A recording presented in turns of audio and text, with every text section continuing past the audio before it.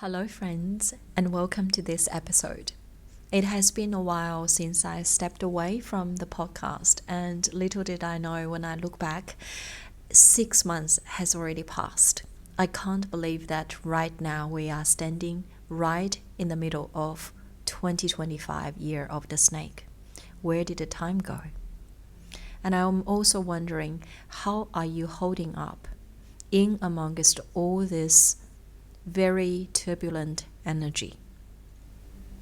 I think we have already talked about, or at the start of the year, we have already known that 2025, year of the snake, is going to be a year of change, a year of reckoning and revelation. But little did we know there is so many things has been going on right now.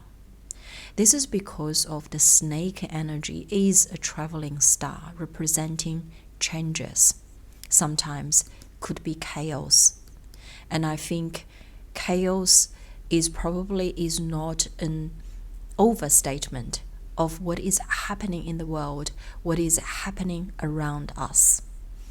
So after this much needed break, and I want to bring some fresh new energy to this podcast, starting with a new name. And when I first started this podcast back in 2022, I think it was June 2022, there wasn't such a name that completely reflect what I want to portray. So I just made a really simple choice of calling it Feng Shui Serenity Podcast because that is my business name. And it is so interesting that while I wasn't looking, I wasn't thinking, there was a name dropped in. And when the name came through, I wasn't even thinking it's for the podcast. I thought it was for something else. Until one morning I got up really early. It was still pitch dark. And something just clicked. And I knew then it's the new name for the podcast. And it also means that there are going to be new content for this podcast, particularly during this special point in time where the fire energy seems to be raging, that we need something that to ground us, to feel calm, serene, peaceful, to come back to the stillness. So here is the new name of the podcast. Dripping water pierce the stone. And I hope with the sound of these simple words has already begun their quiet work within you. So you are being transported to another world where the noise fades, where what's real remains, where time moves differently, where you can inhale of each breath with full intention. And water is the element at this time to have that magical power over the fire, not through force, but through his gentle, persistent presence. And this ancient Eastern wisdom, so simple, that how small yet consistent acts of daily self-care and presence can quietly transform the most challenging time into breakthroughs. And I hope that I will be able to channel different content at the right time to deliver to you, so this podcast can also serve as a tender guide, proving growth isn't about force, but returning to self day after day, one mindful step at a time. Now, with this renewed energy, I'd like to bring in an exciting new segment called Feng Shui Q&A, which is designed specifically to address your most pressing Feng Shui questions. And in this episode, I want to start with this question where many of you have asked me one way or another along the lines of, I feel something is off with my home, Grace, but I really don't know what kind of signs I'm looking for, or are there any red flags that I need to pay attention to? And this is such a good question because it brings this very intangible, unseen energy into form. It also helps me to give you that specific symptoms, if you'd like, where you can look for within your home to see where the energetic misalignment lies. So what I have done is to organize these signs, or I'd like to call them symptoms, into 3 key categories for you to identify. And I have also primarily focused on those symptoms are very much showing prominently due to the intensity of the fire energy in period 9. And I have already seen them showing up again and again in the past 6 months in my Feng Shui alignment consultations. And these areas will only get stronger in 2026 and 2027. Okay? So if you want to grab a pen and paper, feel free to pause right now, and then you can come back and write it down. The first category is the physical symptoms. And this means that when you or your family member experience either new health issues or existing conditions that has been recently worsened or returned. And if multiple family members develop very similar health issues, I would take this as a significant indicator that your living environment needs or requires attention.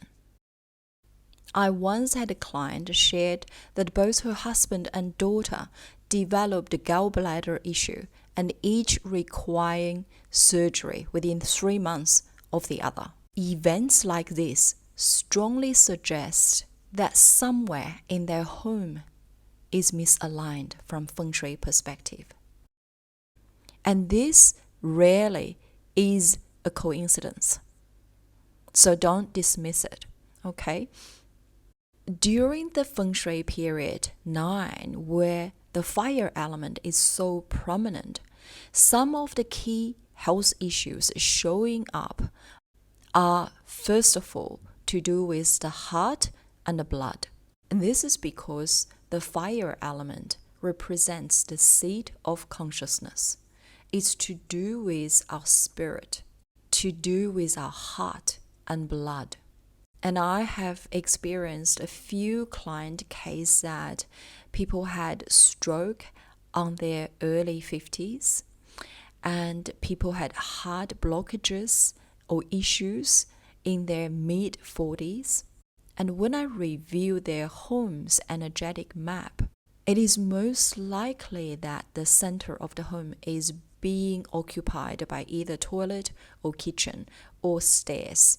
It's completely being congested, and this can cause heart-related issues or high blood pressure or anything to do with the heart meridian, including blood vessels, even menstrual blood issues as well.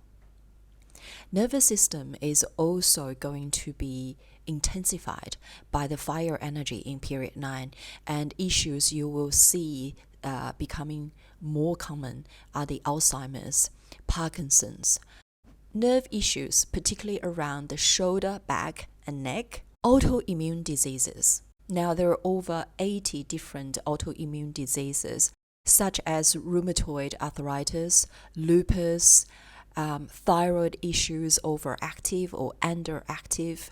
The elemental reason behind this is the strong fire energy can really put a lot of pressure on metal element.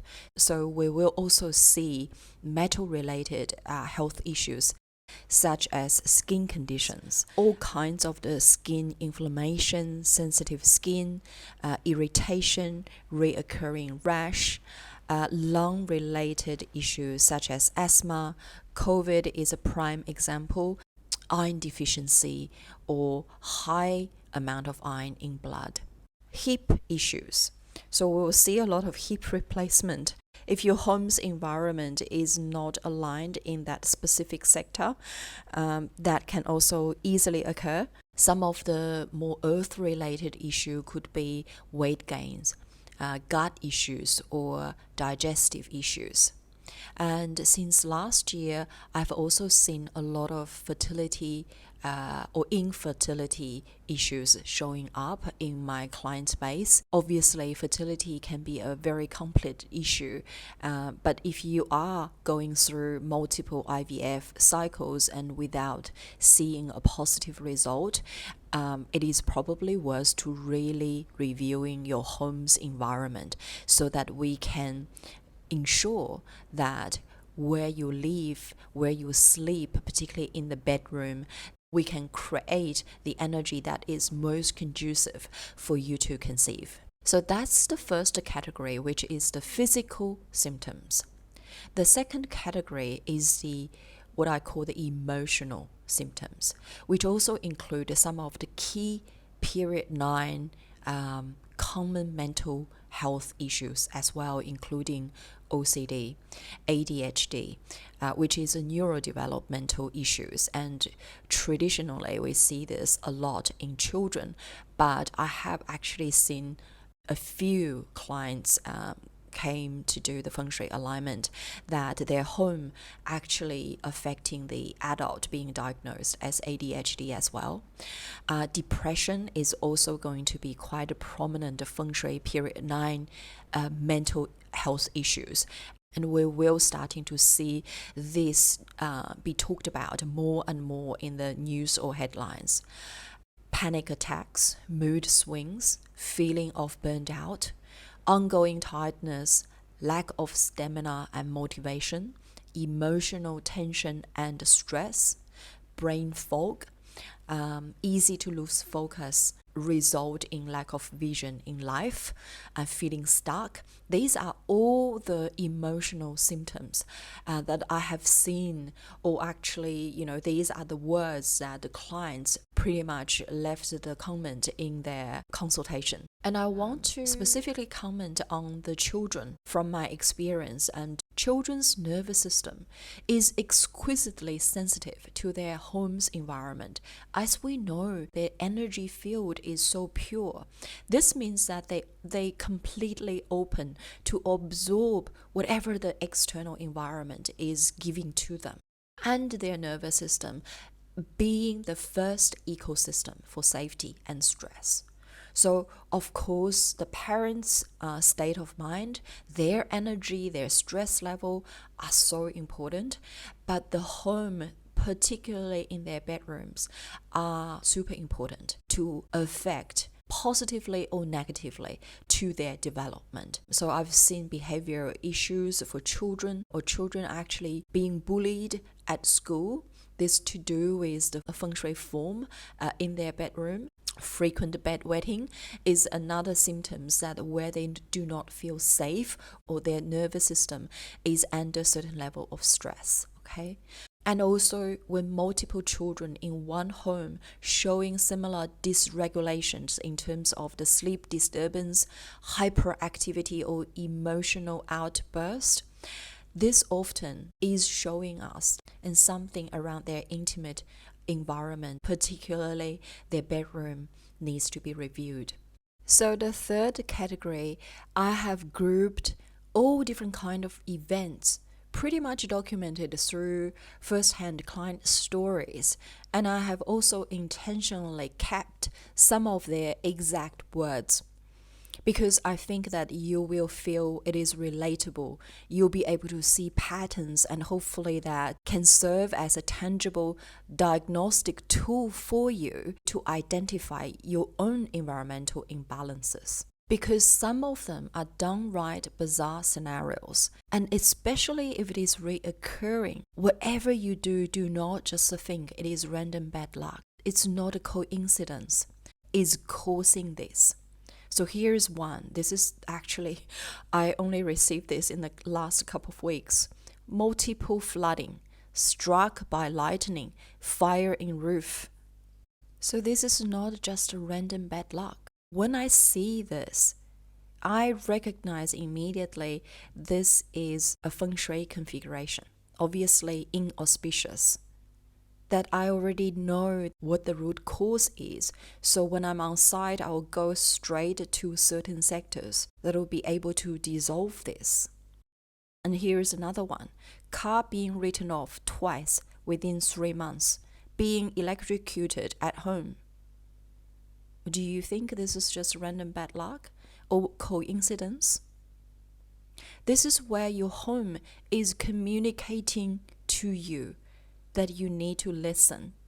So this is where I want to share so specifically of the language, the words, the event, the scenarios, so you'll be able to identify these signals before they grow into larger issues. Okay? Our money is flying out of the door. So there is a lot of focus on the wealth, money, and prosperity front. Everything I do does not earn me any money. I live paycheck to paycheck. Feel like we can never get ahead. Money goes out as soon as it comes in. Moved into a new house. Bad luck seemed to be one after another. Again, don't just think it is bad luck. I do not believe in it is simply a coincidence. There are energetic reasons behind each so-called bad luck you are experiencing. So don't just live with it. Do something about it. Have constant struggle with health and finance ever since we moved into this house 2.5 years ago. This is another very interesting statement because it gives me the information about the timeline. First of all, it also gives me the information that this occurred since they moved into this new property, this new home. So this has already told me that this new property potentially have certain issues that is actually creating this change of health and finance. Ongoing circuit of poor health and illness. Legal issues. Now this is another interesting or significant red flags you need to look for. If you have just moved into your newly built house or have just finished your major renovation, kitchen, bathroom, whatever it is, backyard, laundry, and you moved in, you have noticed you're either in your business, you're either being sued or being involved in litigation or legal issues. This could also be because of this change of the energetic map within your home is changing this particular aspect in your life as well. Okay, legal issues. There is certain Feng Shui configuration can cause this as well. So this, I've given you a lot in this third category. And as we close this episode, now I really invite you to walk through your home. Do this very first round of the diagnostic yourself. And before you start to think, what are you going to do? What you're going to create that small action to support your self-care, to support your family. Trust me that every single small act, as we mentioned, like droplets, can quietly transform the challenges in your life, can gently dissolve every single obstacles on your journey, and your effort will move mountains. I will see you in the next episode. Meanwhile, if you have any further Feng Shui questions, and feel free to drop them in the comments, and I'm going to answer them in future episodes.